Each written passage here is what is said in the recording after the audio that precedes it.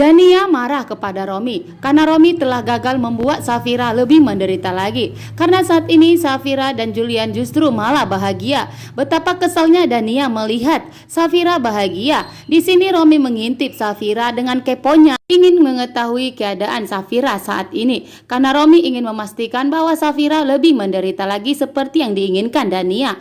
Ternyata saat ini Safira dan Julian bakalan bahagia kembali.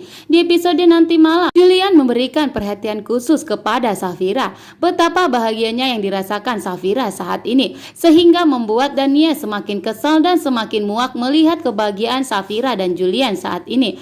Dan sepertinya di sini Dania tidak tahu diri. Safira sudah membujuk Julian untuk mencabut laporannya terhadap Dania, sehingga Dania tidak jadi mendekam di kantor polisi seperti yang dijanjikan oleh Julian pastikan bahwa Dania akan mendekam di kantor polisi dengan waktu yang lama dan akan sampai membusuk. Tapi semua itu tidak terjadi karena Safira membujuk Julian untuk mencabut laporannya terhadap Dania. Julian dan Safira kasihan kepada Loli karena jika Dania mendekam di kantor polisi, tentunya Loli bakalan begitu sedih. Tapi Julian memastikan jika terbukti Dania adalah pelaku utama yang telah membuat Safira keguguran dan kehilangan calon kandungannya, maka kali ini Julian dan Safira tidak akan pernah memaafkan Dania.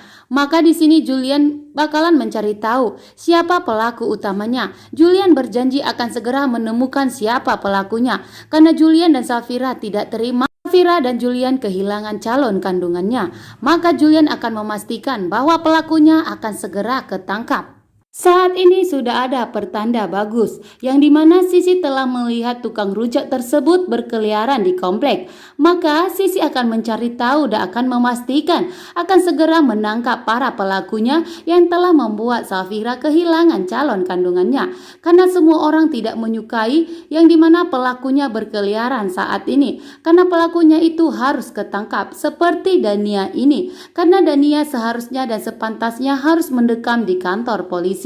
Karena jika Dania masih berkeliaran, maka Dania akan selalu menyakiti Safira dan Julian, termasuk menyakiti Safira, karena Dania ingin melihat Safira lebih menderita lagi seperti yang diinginkannya.